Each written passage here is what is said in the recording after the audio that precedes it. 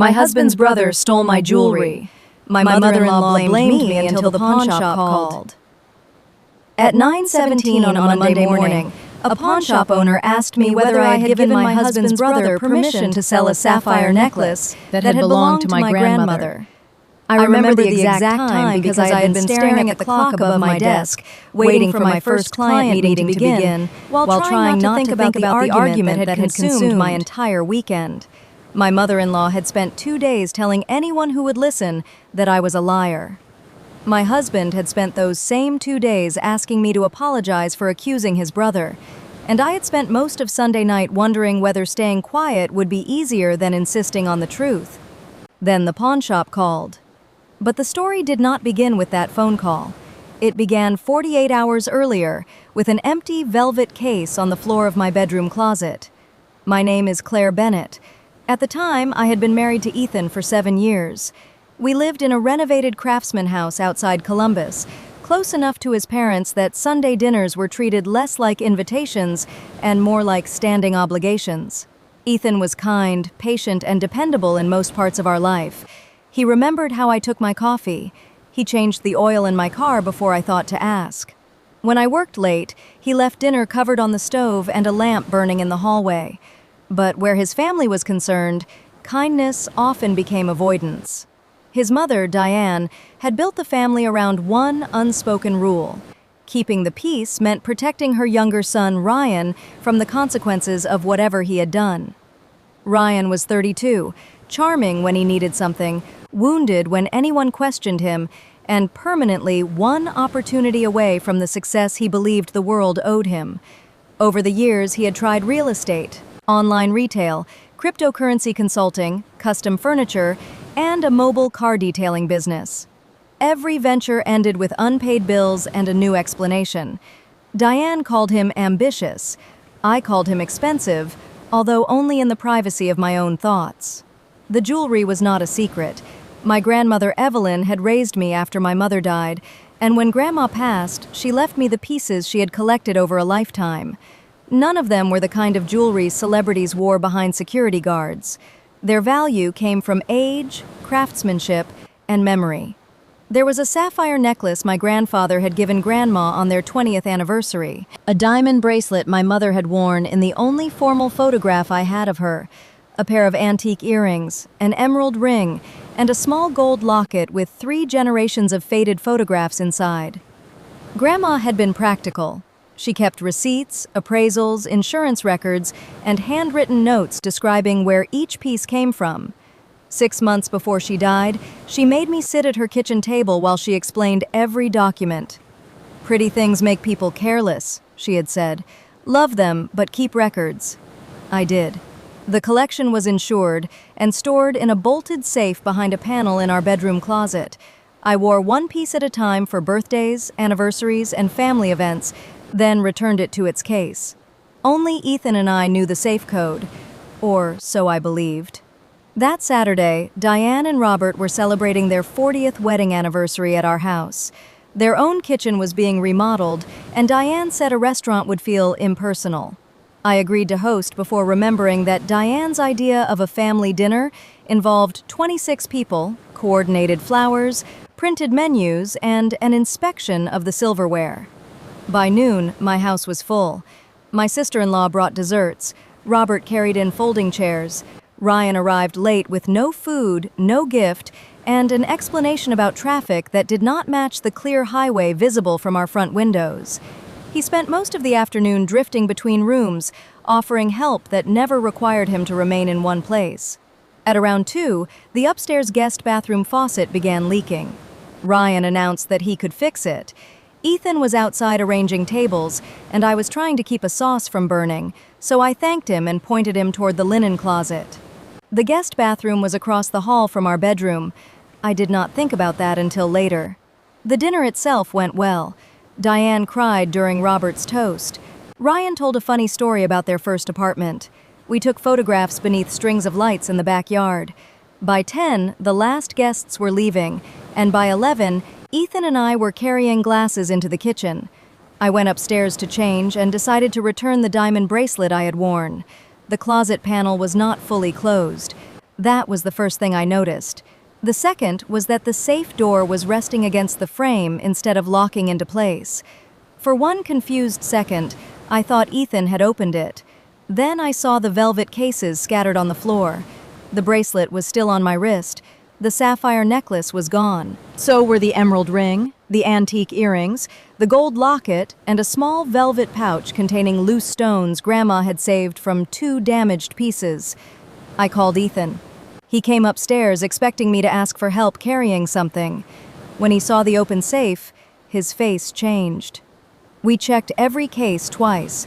Then we searched drawers, shelves, luggage, and the floor beneath the dresser, even though we both knew jewelry did not remove itself from a locked safe and hide in 4 different places. Ethan asked whether I could have moved the pieces. I said no. He asked again, more carefully. That second question hurt more than the first. We walked through the day. The cleaners had not been there. No contractors had entered the house. The guests had mostly stayed downstairs. Only a few people had gone to the second floor. Ryan had been there alone for nearly 20 minutes. When I said his name, Ethan went silent. He did not defend Ryan immediately. He did something worse. He asked me not to jump to conclusions. I reminded him that the safe had been opened without damage. Someone had either known the code or found it. 3 weeks earlier, Ryan had slept at our house after drinking too much at a family barbecue. The next morning, I had opened the safe to retrieve the earrings Diane wanted to borrow for a charity dinner. Ryan had been standing in the bedroom doorway asking for a phone charger. I remembered shielding the keypad with my hand, but I also remembered turning away before the safe finished locking. Ethan said that was not proof. He was right. It was not proof. But when we called Ryan at 11:43 that night, he did not sound surprised that something had been stolen. He sounded angry that his name had entered the conversation. Within 10 minutes, Diane called us. By midnight, the missing jewelry had become less important than my supposed insult to her son. Diane arrived at our house early Sunday morning without calling. She walked past me in the entryway, set her handbag on the dining table, and announced that the entire situation needed to be handled calmly. In Diane's language, calmly meant according to her version. Ryan came 20 minutes later wearing yesterday's clothes and an expression of injured dignity. Robert followed, looking tired. Ethan stood beside the fireplace, rubbing his thumb across his wedding ring. I had barely slept. The safe remained open upstairs because the police officer I spoke to by phone had told me not to disturb anything else until someone could take a report. That detail enraged Diane. She said involving the police would turn a family misunderstanding into a public humiliation. I told her 5 pieces of jewelry were missing, with an insured value of more than $80,000. Her eyes widened at the amount, but only for a second. Then she asked why I kept such valuable things in the house. It was the first shift of blame, and it happened so smoothly that no one challenged it. Ryan denied entering our bedroom. He said he had gone into the guest bathroom, found a loose connection under the sink, and returned downstairs. When I reminded him that the tools he used had been stored in our bedroom closet because of renovations downstairs, he changed his answer.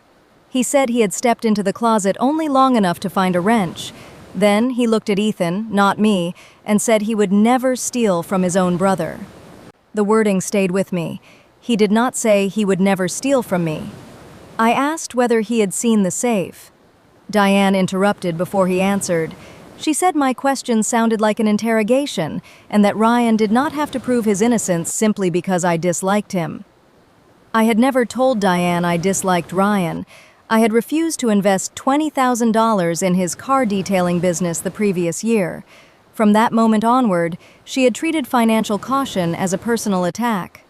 Ethan tried to lower the temperature. He suggested we list every person who had gone upstairs and contact them privately. I agreed. Ryan agreed too quickly. Diane said the jewelry might never have been in the safe. The room became quiet. I asked what she meant. She said stress could affect memory. She reminded everyone that I had been overwhelmed at work and busy preparing for the party. Perhaps I had moved the pieces. Perhaps I had taken them to be cleaned. Perhaps I wanted an insurance payout and had panicked after realizing how serious the claim would be. Each possibility was more insulting than the last, but she delivered them in the tone of a woman offering reasonable alternatives. I waited for Ethan to stop her. He told her that was enough, but his voice lacked force. Diane heard hesitation and used it. She said I had always been protective of the jewelry. She said I cared more about those objects than about the feelings of living relatives. She mentioned that I had refused to let her wear the sapphire necklace at a gala, leaving out the fact that the clasp had been damaged at the time. She suggested I had created the accusation because I resented Ryan. Ryan lowered his eyes at exactly the right moment. I understood then why he survived every failure. Diane did not merely rescue him. She rewrote the event until he became its victim. The officer arrived just after 9. He was polite, methodical, and unimpressed by family theater. He photographed the safe, took the list of missing items, and asked everyone who had been upstairs to provide a statement. Diane objected to Ryan being questioned separately. The officer asked her to wait in the kitchen. While they spoke, I gave Robert copies of the appraisals. He studied the image of the sapphire necklace for a long time. It was Edwardian, made of white gold, with a deep blue center stone surrounded by small diamonds. On the back of the setting, my grandfather had engraved a date. Years later, Grandma had added 5 tiny words beneath it. For Claire, choose yourself. E.M. Robert said he remembered me wearing it at my wedding. That almost broke me. I had worn it because Grandma died 4 months before the ceremony. Fastening it around my neck had felt like bringing her into the room. The officer found no sign of forced entry. He asked who knew the code. Ethan said only the 2 of us. I explained what I remembered about Ryan seeing me use the safe weeks earlier. Ryan said I was inventing details. Diane said memory changed when people wanted someone to blame. After the officer left, Ryan stood in my living room and told me I had crossed a line. I said the line had been crossed when someone opened my safe. He smiled without warmth and asked whether I planned to have every guest fingerprinted. I did not answer. Diane announced that until I apologized, she would not participate in any more accusations. Then she took Ryan's arm and led him out as if I had attacked him. Robert paused at the door. He looked as though he wanted to say something, but 40 years of marriage had trained him to swallow conflict. He followed them. Ethan and I were left alone among the remains of the anniversary party. Half-deflated balloons brushed the ceiling. Flowers sagged in vases. A banner reading 40 Years of Love hung above a table covered in empty glasses. I asked Ethan whether he believed me. He said he believed the jewelry was missing. That was not the same answer. He insisted he was trying to be fair. Ryan was his brother. An accusation of felony theft could ruin his life. We needed evidence before deciding what had happened. I told him someone had already decided. His mother had decided I was confused, vindictive, or criminal. She needed no evidence at all. Ethan said Diane was emotional. I asked why her emotions deserved protection, while mine were treated as a problem to manage. He had no answer. By Sunday afternoon, Diane had called Ethan's sister, 2 aunts, and at least 3 cousins. I learned this because messages began arriving on my phone. Some were disguised as concern. One asked whether I had checked my office. Another suggested that family counseling might help with my trust issues. A cousin I barely knew wrote that public accusations could never be taken back. Diane had not told them my safe was open. She had not mentioned Ryan changing his story. She had told them I lost some jewelry and called the police on him. By evening, her version had hardened into family fact. Ethan asked me to send a group message saying emotions had been high and no one had been formally accused. I refused. He said silence would make things worse. I told him surrendering the truth would make everything worse. That night, he slept in the guest room. I lay awake in our bed, listening to the plumbing click behind the walls. At 3 a.m, I opened the folder of appraisals again and looked at Grandma's careful notes. Love them, but keep records. I scanned every page and emailed copies to myself, my work address, and the detective assigned to the report. Then I called the insurance company's emergency line. By sunrise, Every item had been entered into a stolen property database, along with photographs, engravings, gemstone descriptions, and certification numbers. I did not know it then, but that decision was why the pawn shop called. Monday morning began with silence. Ethan left for work before I came downstairs. He sent a message saying he needed time to think. Diane sent a longer one, explaining that families survived mistakes through humility. She did not specify whose mistake required humility. At the office, I closed my door and tried to focus. I worked as a financial compliance manager for a regional healthcare company. My job involved finding patterns in records that other people preferred to call coincidences. I understood missing documents, altered dates, and explanations that changed when compared side by side. I had never expected to apply those instincts to my marriage. At 9:17, my phone rang from an unfamiliar local number. The caller introduced himself as Martin Alvarez, owner of Capital Gold and Loan. He asked whether he was speaking to Claire Bennett. Then he read the description of the sapphire necklace. My hand went cold around the phone. Martin said a man had brought it in Saturday evening, shortly before closing. The man provided identification and claimed the necklace came from his late grandmother. Martin had accepted it for evaluation, but delayed payment because the sapphire's certification number was partially visible on an old appraisal card inside the case. On Monday morning, when he checked the state database, the number had been flagged as stolen. The identification belonged to Ryan Bennett. Martin asked whether Ryan had permission to possess or sell the necklace. I said no. He told me not to come alone and not to contact Ryan. He had already called the detective listed on the report. My client meeting began 3 minutes later. I canceled it. I called Detective Lena Ortiz, who confirmed that she was driving to the pawn shop.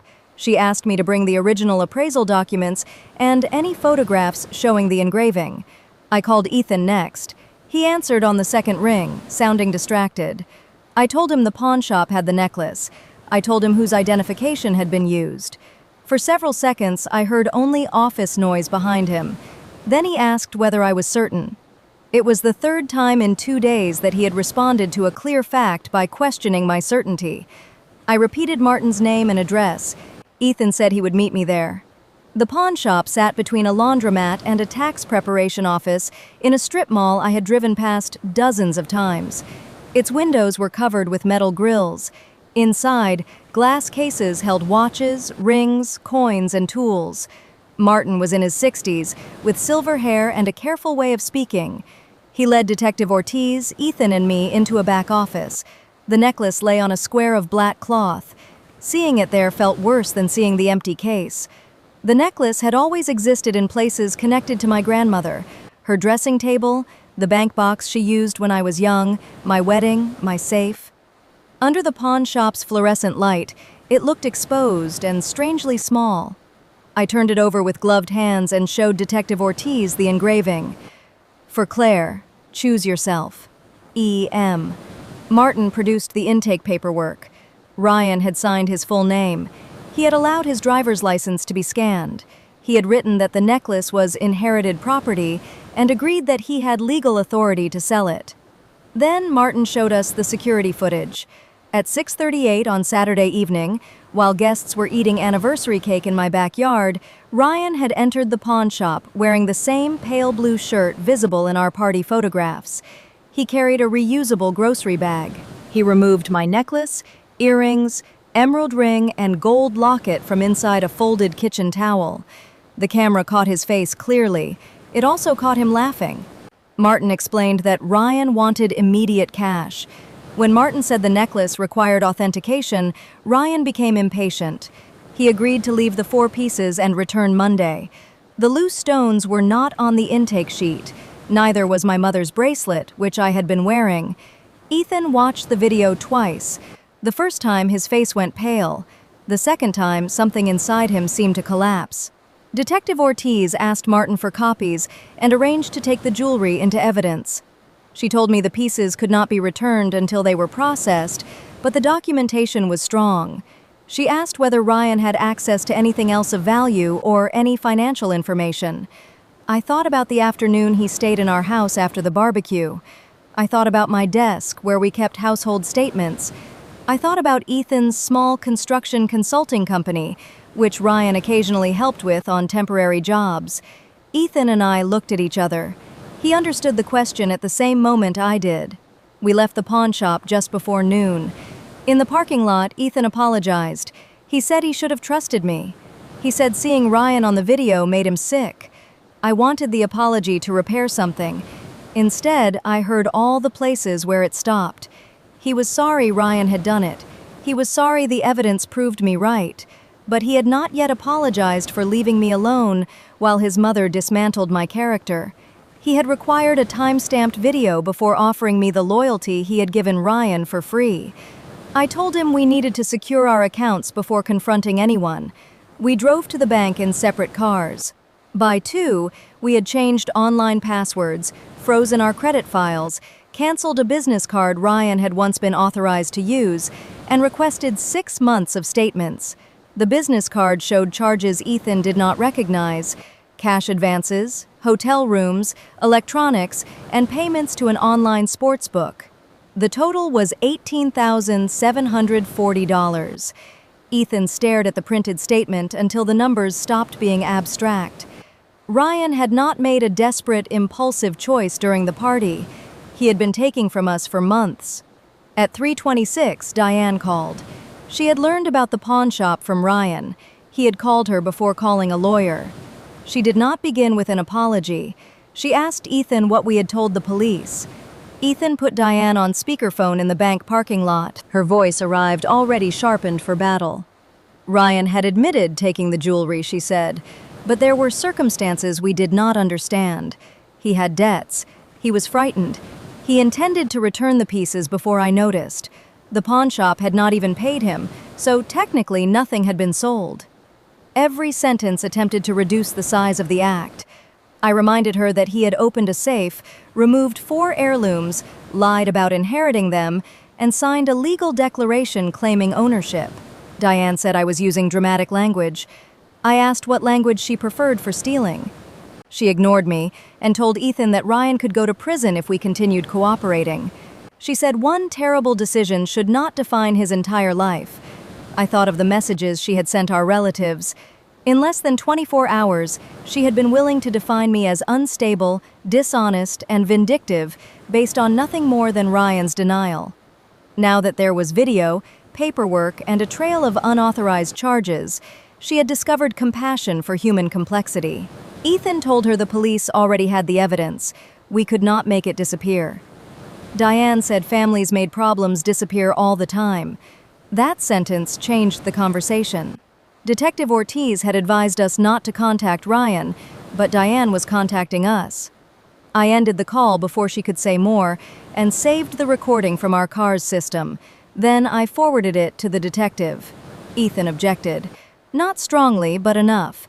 He said his mother was panicking. I said panic did not make evidence less relevant. He leaned against the car and covered his face. In 2 days, the structure of his family had begun to crack. Ryan was no longer the unlucky brother who needed one more chance. Diane was no longer merely protective.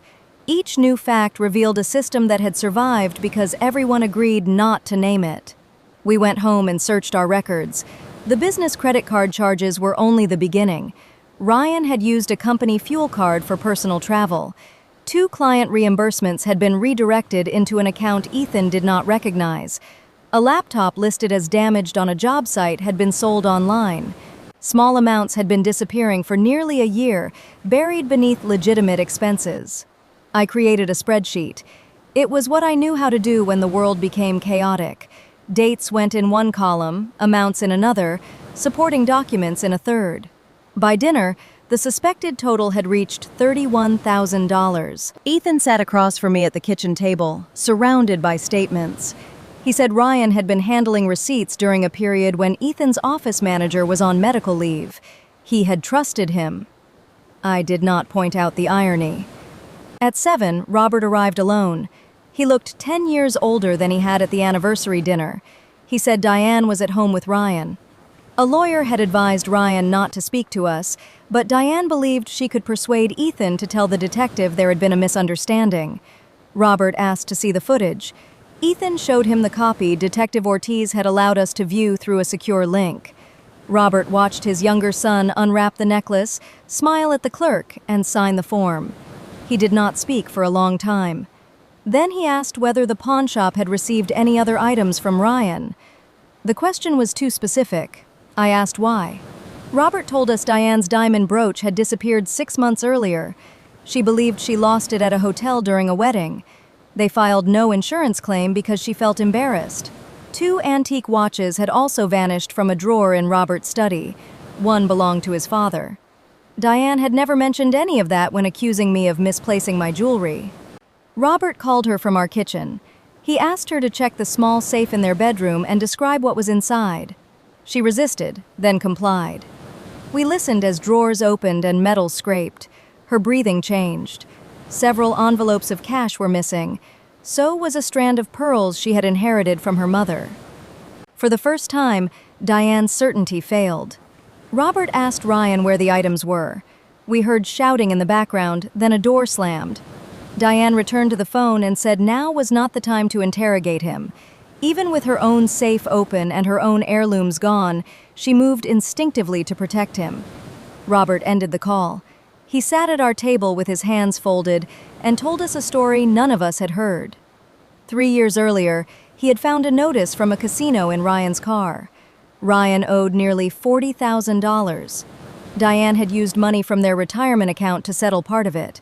She made Robert promise not to tell Ethan or their daughter because Ryan was ashamed. The following year, Ryan borrowed against a car he did not fully own. Diane paid that too. Each rescue had been presented as the last. Robert said he had wanted to insist on treatment. Diane said pressure would push Ryan away. She believed love meant ensuring he never reached the bottom. Instead, she had lowered the bottom every time he approached it. I asked Robert whether Ryan knew the code to their safe. He said Diane kept it written inside her address book. No one said anything. The pattern was no longer difficult to see. At 9 that evening, Detective Ortiz called. Officers had gone to Ryan's apartment, but he was not there. His car was gone. A neighbor saw him carrying 2 bags to it shortly after his conversation with Diane.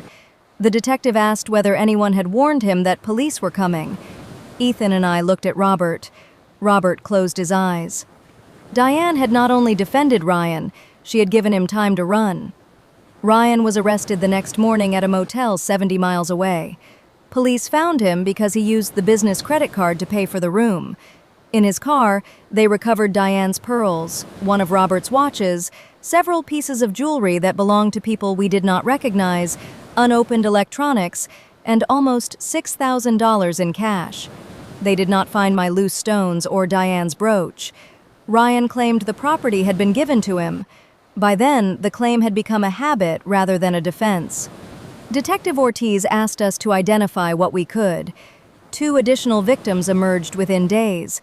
An aunt who thought a bracelet had been lost during a holiday visit, and one of Ryan's former girlfriends whose mother's ring disappeared while they were living together.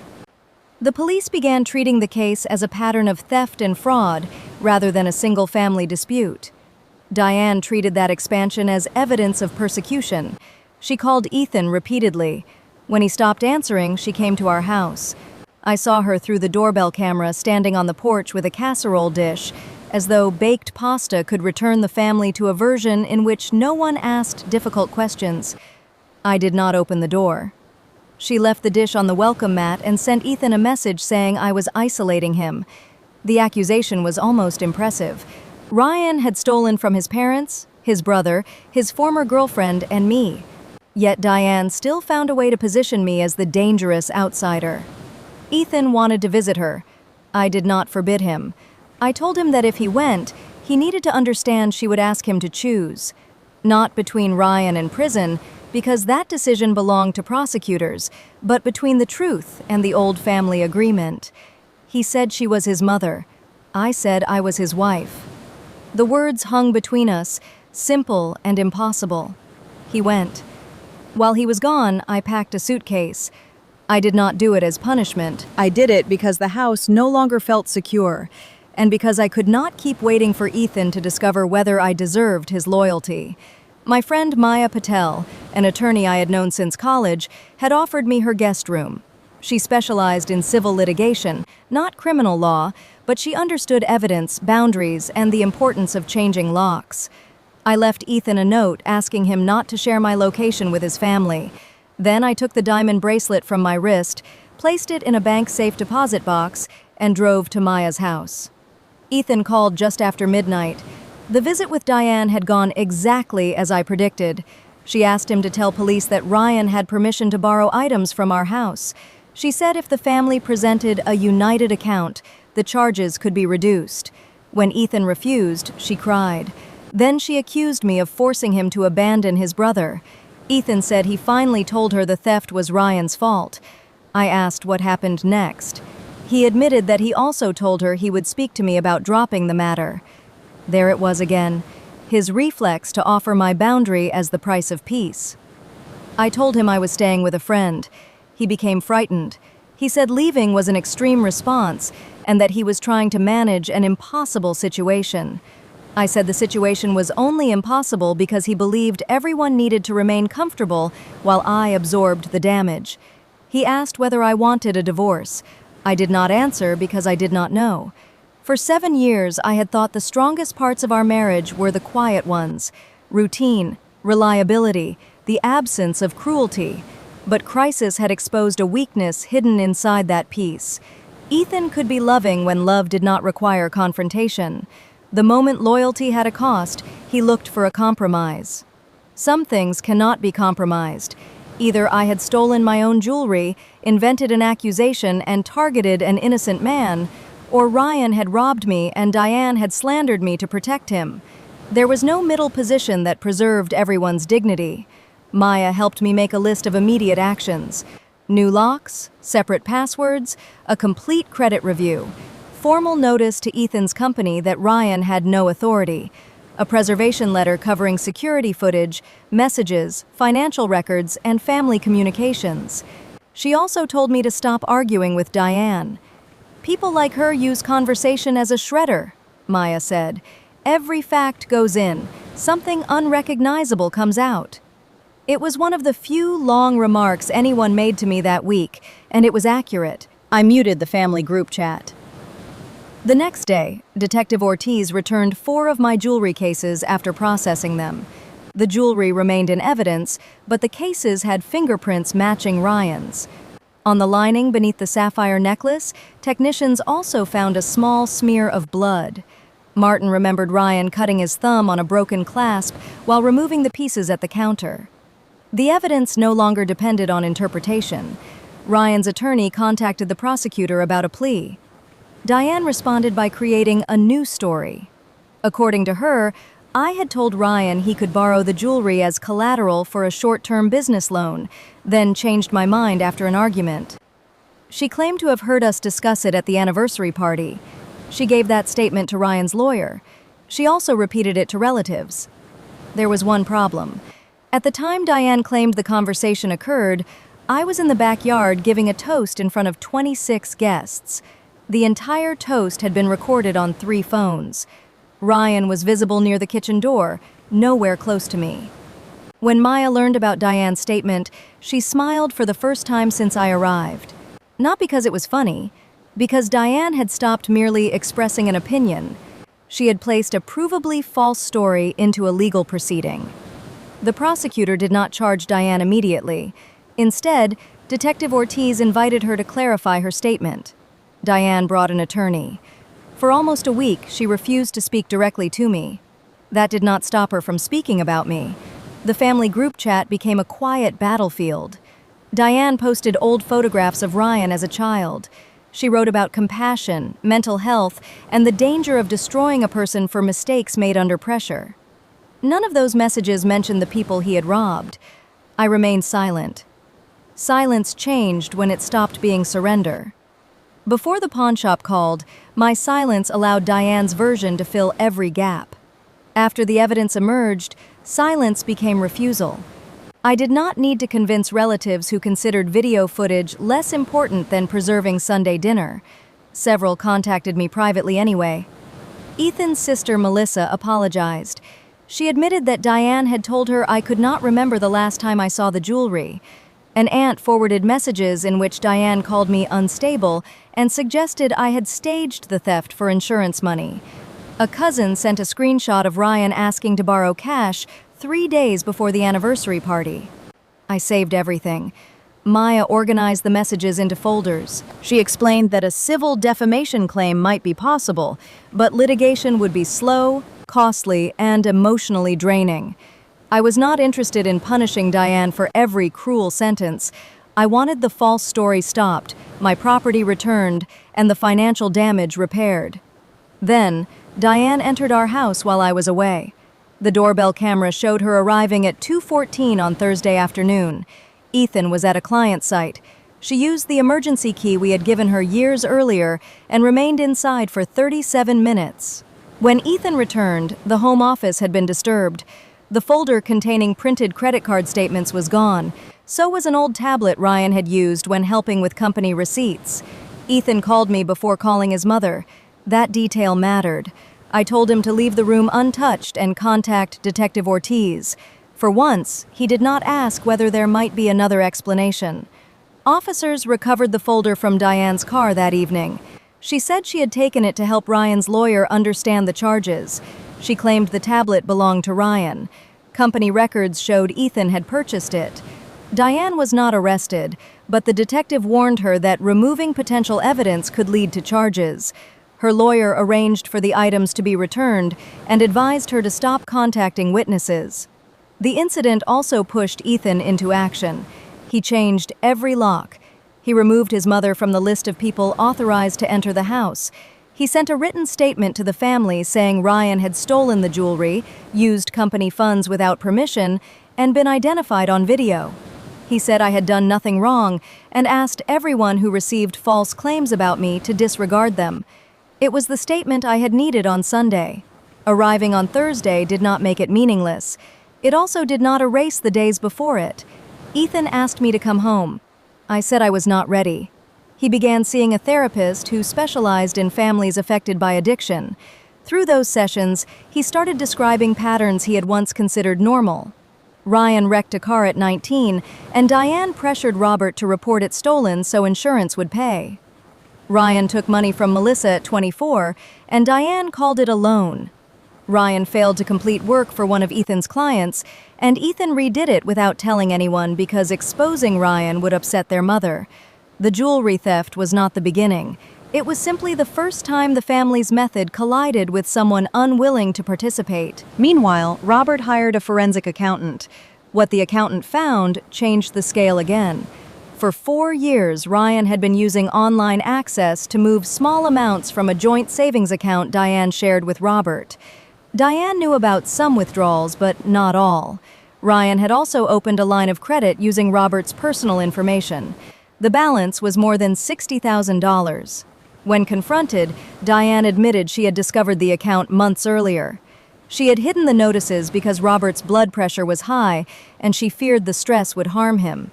She had been quietly making minimum payments from their household funds. Protection had become participation. Robert moved into Melissa's house.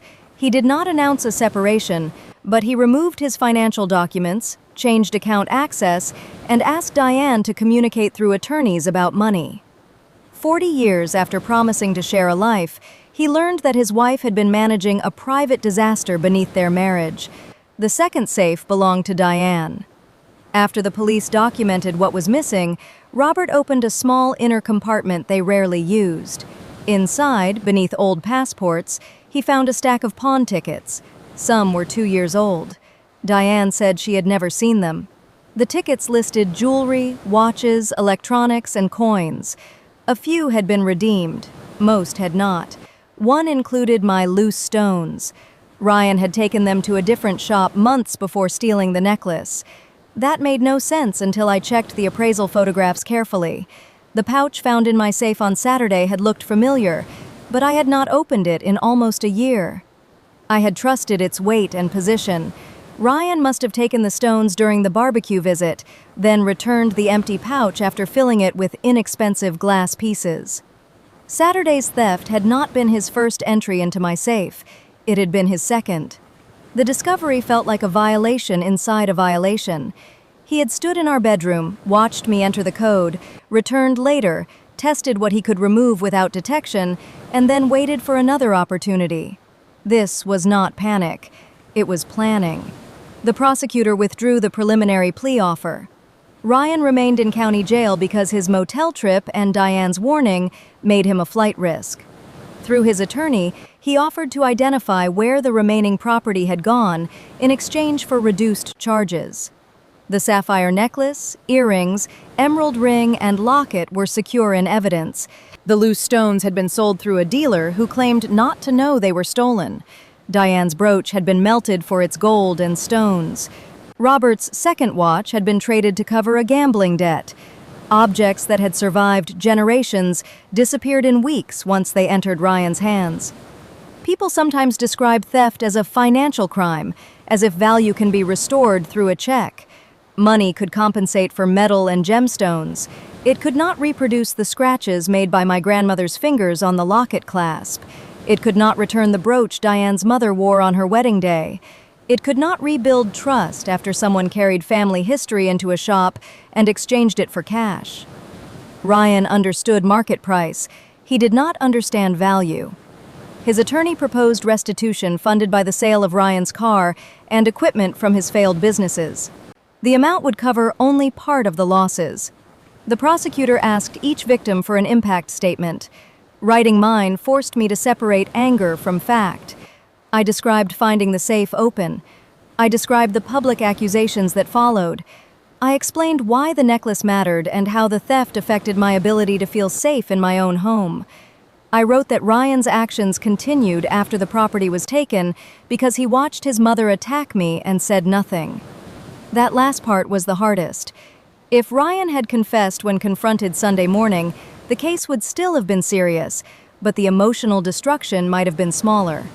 Instead, he sat in my living room while Diane suggested I had staged a crime. He allowed her to offer my reputation as his alibi. He did not merely take jewelry. He accepted the theft of my credibility, too. Diane learned about the impact statement and called from a new number. I nearly ended the call, but something in her tone made me listen. She sounded tired rather than commanding. She said she wanted me to understand that Ryan had an addiction. Gambling had changed him. Shame had trapped him. He needed treatment, not years behind bars. I agreed that he needed treatment. She took my answer as an opening and asked me to request leniency. I asked whether she had corrected every person she told I was lying. She hesitated. Then she said people already knew the situation was complicated. Complicated. That word had done more work in the Bennett family than honesty ever had. It turned theft into desperation, fraud into confusion, and betrayal into a misunderstanding. It made accountability sound simplistic. I told Diane the truth was not complicated. Ryan stole the jewelry. She blamed me without evidence. When evidence appeared, she created a false permission story. Then she entered my house and removed records. Those facts could exist alongside Ryan's addiction, but his pain did not erase mine. Diane began to cry. Months earlier, her tears would have made me soften my words. That day, I let the silence remain. She said she had been trying to save her son. I told her she had been saving him from the exact experiences that might have made him seek help. Every debt she paid taught him that someone else would absorb the cost. Every lie she defended taught him facts could be negotiated. Every consequence she removed made the next act larger. I kept my voice calm. Then I said the sentence I had needed to understand for myself. You didn't protect him from ruin. You taught him where to send it. She ended the call. 2 days later, she posted a written correction in the family group chat. It was imperfect. She said she had received incomplete information and reacted out of fear. She acknowledged that Ryan took the jewelry without permission and that her statements about an insurance scheme were unfounded. She did not apologize directly. Still, the correction mattered because it occupied the same space as the accusation. Maya advised me to save it and avoid responding. I did. The criminal case moved forward. Ryan pleaded guilty to multiple counts of theft, receiving stolen property, identity fraud, and unauthorized use of financial accounts. In exchange, prosecutors dismissed several lesser charges and recommended a sentence that included prison, restitution, and mandatory addiction treatment. Before sentencing, Ryan wrote me a letter. It contained 9 pages of explanation and 3 sentences of apology. He described pressure, debt, sleeplessness, and the feeling of being chased by numbers. He said the first theft had been small, then each one required another. He insisted he never meant to hurt me personally. That claim revealed how little he understood. He had selected my jewelry because he knew its value. He had watched me wear the necklace at my wedding. He had heard me explain the engraving. He had chosen items he could convert into money and treated the meaning attached to them as irrelevant. Harm does not become impersonal because the person causing it refuses to look at the victim. I did not answer the letter. Ethan wanted to. For the first time, I asked him not to. He respected the request. The jewelry came home 3 months after the pawn shop call. Detective Ortiz met me at the station and placed each evidence bag on the table. The sapphire necklace had a bent clasp and a faint scratch near the setting. The emerald ring was intact. One earring had lost a small stone. The locket still held the photographs. I touched Grandma's face through the tiny oval of glass. For weeks, I had imagined that recovering the jewelry would feel like victory. Instead, I felt grief and relief at the same time. The pieces were mine again, but they now carried a second history. I would never look at the necklace without remembering it on black cloth beneath fluorescent lights. Martin had refused the reward offered by my insurance company. He said checking the database was part of his job. I visited the shop anyway and gave him a framed letter of thanks. He placed it behind the counter. Before I left, he told me many stolen objects were recovered because owners kept records. Most people did not have serial numbers, detailed photographs, or inscriptions documented. Grandma's caution had reached across time and saved what she left me. I repaired the necklace but did not put it back in the house. All the jewelry went into a bank box. The safe remained behind the closet panel, empty. By then, I had moved into a short-term apartment. Ethan and I attended counseling for 6 weeks. He did not defend Ryan anymore. He accepted that Diane's behavior had been destructive. He apologized without conditions for doubting me, pressuring me to soften the report, and visiting his mother while I packed alone. The apology was sincere. Sincerity mattered. It was not always enough. Our counselor asked when I first stopped feeling married. The answer came immediately. Sunday morning, when Diane suggested insurance fraud, and Ethan responded as if every explanation deserved equal weight. Ethan said he had been in shock. I believed him. The counselor asked whether shock explained the group message he wanted me to send, the visit to Diane, and the offer to ask me about dropping the matter. Ethan looked down. For years, I had treated his avoidance as gentleness. He had treated it that way too. But gentleness protects vulnerable people. Avoidance protects the person who refuses to act. I did not want revenge on my husband. I did not want to punish him forever for the worst week of our marriage. I wanted to know whether trust could grow back once I had seen what happened when it was tested. We tried. He came to my apartment on Wednesdays. We ate dinner and discussed therapy exercises. On Sundays, we walked through a park instead of visiting his parents. He learned to sit with discomfort without calling it conflict. I learned to describe anger before it hardened into contempt. Some evenings felt almost normal. Then a small moment would return me to the living room. Ethan would question a detail in an ordinary story, and I would hear him asking whether I could have moved the jewelry. His phone would light up with Diane's name, and my body would tense before he answered. Trust had become work happening beneath every conversation. The sentencing hearing took place in October. Ryan wore a dark suit that did not fit properly. Diane sat behind his attorney. Robert sat with Melissa on the opposite side of the aisle. Ethan sat beside me. The prosecutor summarized the losses. Multiple victims spoke. Ryan's former girlfriend described searching her apartment for her mother's ring and blaming herself for being careless.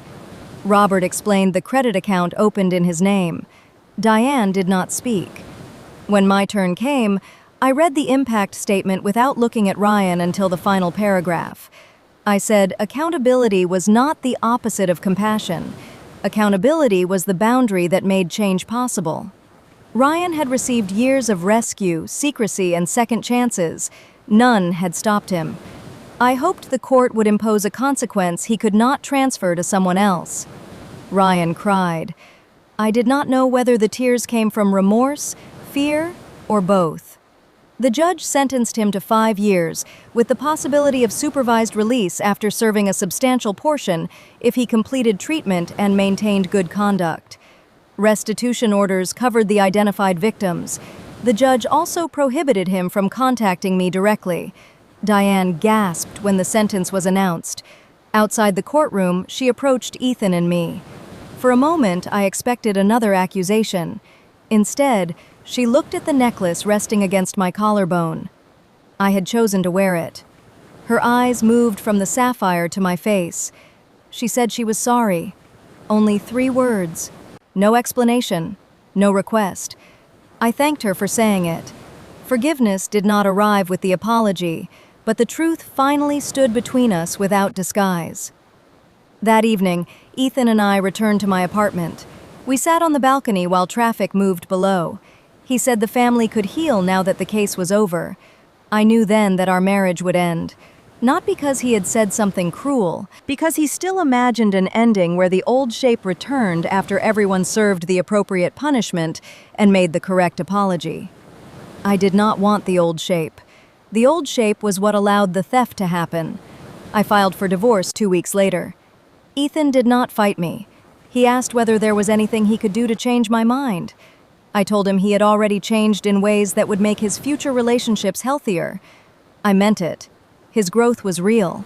So was the fact that I no longer wanted to build my life inside the space where it had become necessary. People prefer clean, moral endings.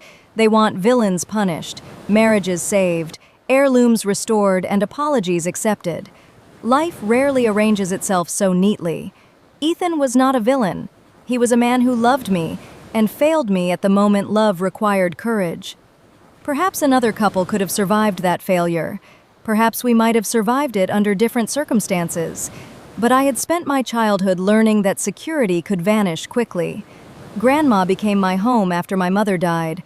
Her final gift to me was not the jewelry. It was the belief that love and self-protection were not enemies. For Claire, choose yourself. I had read the engraving hundreds of times and treated it as sentimental. Only after the theft did I understand it as instruction. The divorce was civil. We sold the house because neither of us wanted it. Ethan bought a smaller place near his office. I rented a townhouse with tall windows and no hidden safe. We divided our savings fairly. He assumed full responsibility for the business debts Ryan created and later recovered part of the money through restitution and insurance. Diane and Robert separated for almost a year. Robert attended support meetings for families of addicts. Diane began therapy reluctantly, then continued after no one required her to. She sold a vacation timeshare to stabilize the retirement account and gave Robert full access to every financial record. They did not return to the marriage they had before. They built a narrower, more honest arrangement. Eventually, Robert moved home, but he kept separate accounts and refused to hide future problems.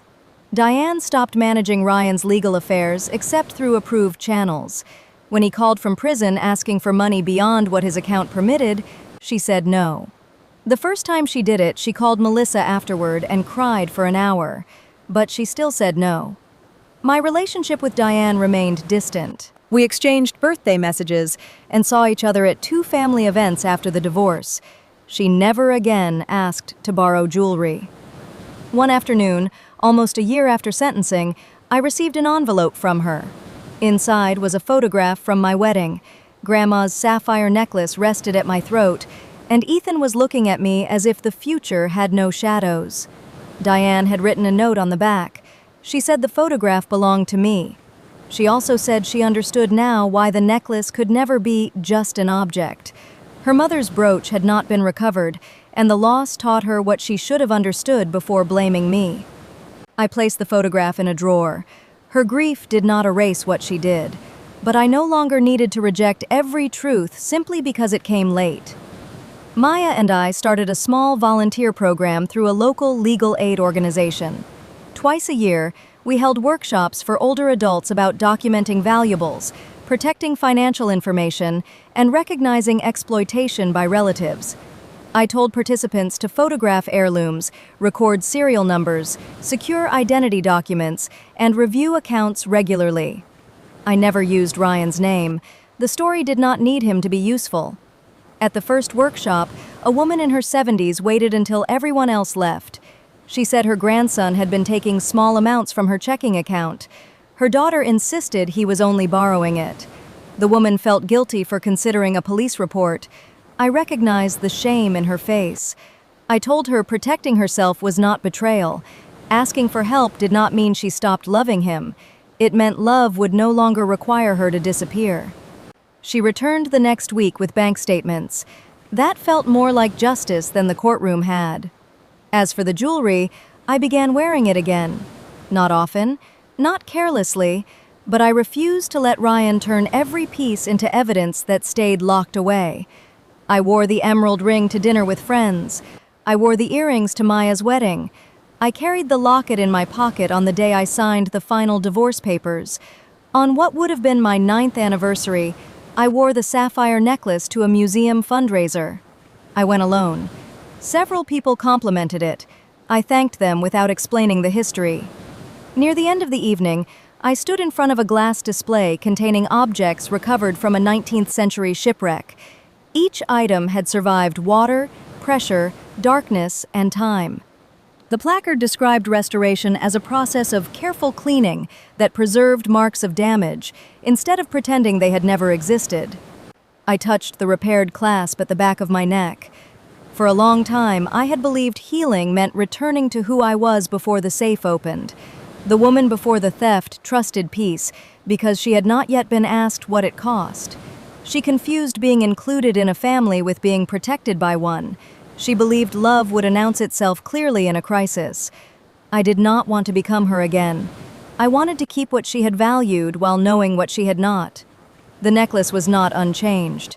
Neither was I. Chapter 10. What the pawn shop proved. 2 years after the call, Martin retired and sold the pawn shop to his niece. He invited me to a small farewell gathering. I almost declined. The store remained connected in my mind to one of the worst mornings of my life, but I wanted to thank him again. The framed letter I gave him still hung behind the counter. Martin introduced me to his niece as the reason he never skipped the stolen property database, even on busy Mondays. I corrected him. He had been careful long before meeting me. His care was the reason my grandmother's necklace had not disappeared. He laughed and said we could both be right.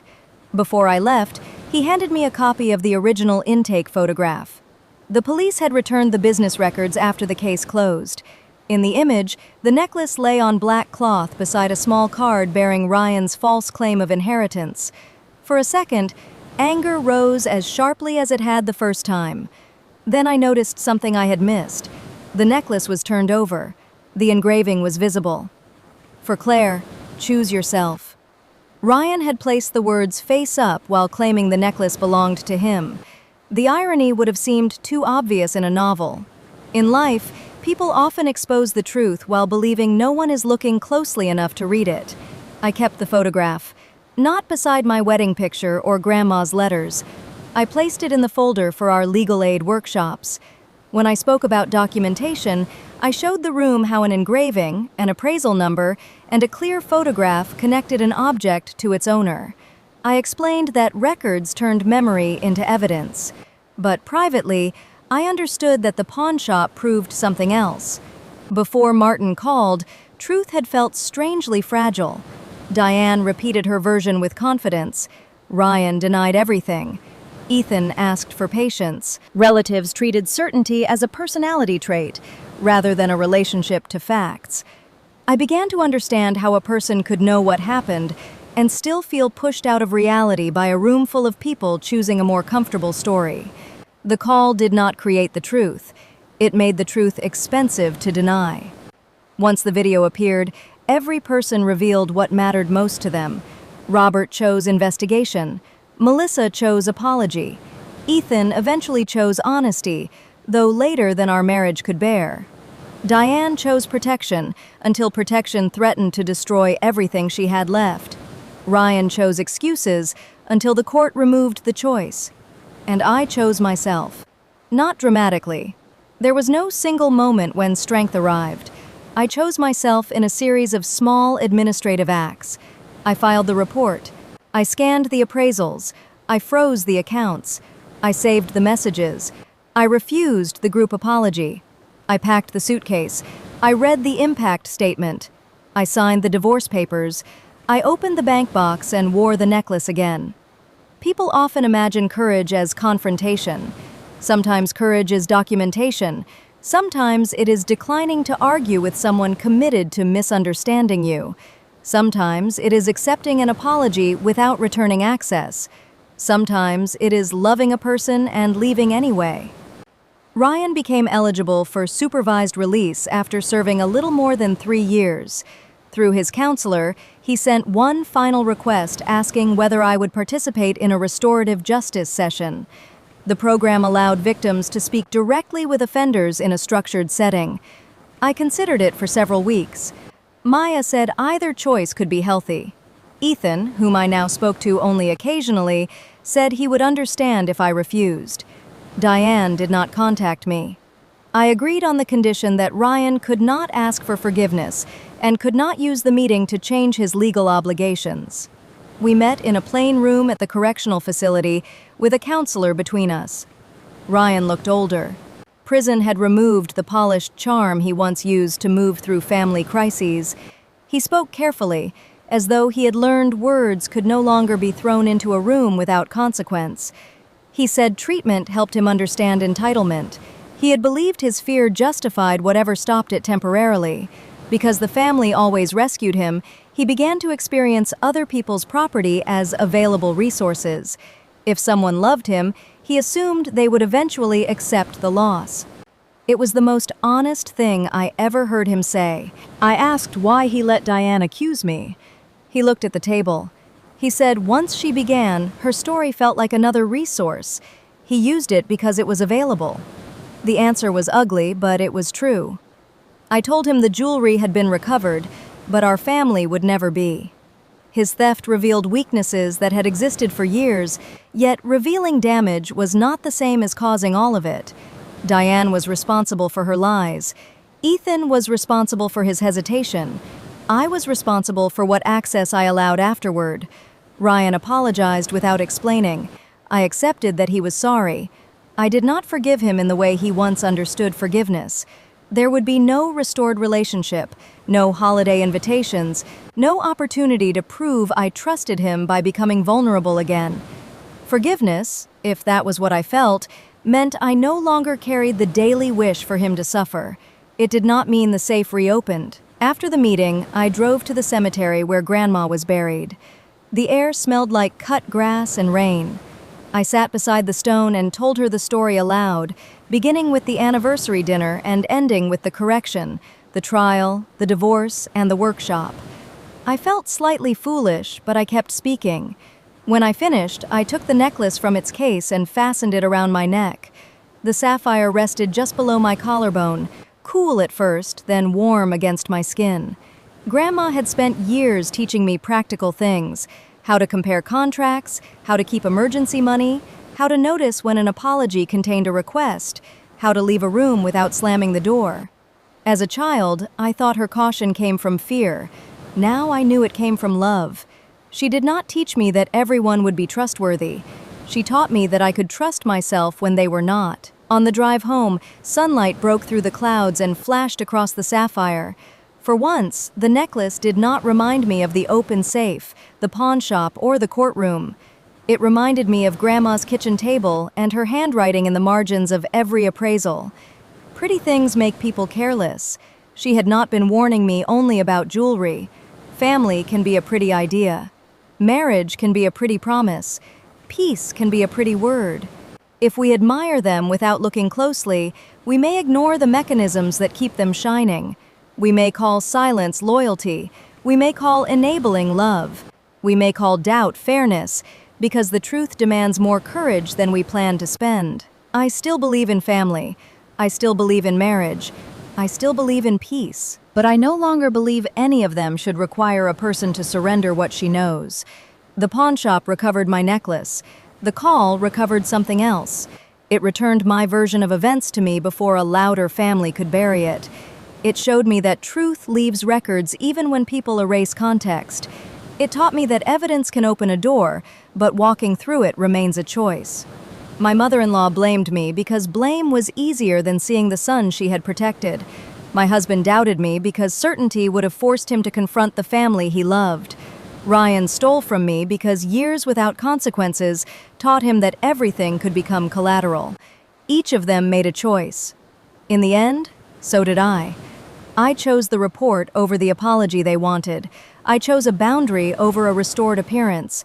I chose an imperfect future over a familiar lie. And every time I wear my grandmother's necklace, the words rest against my skin where no one else can see them. For Claire, choose yourself. I finally did.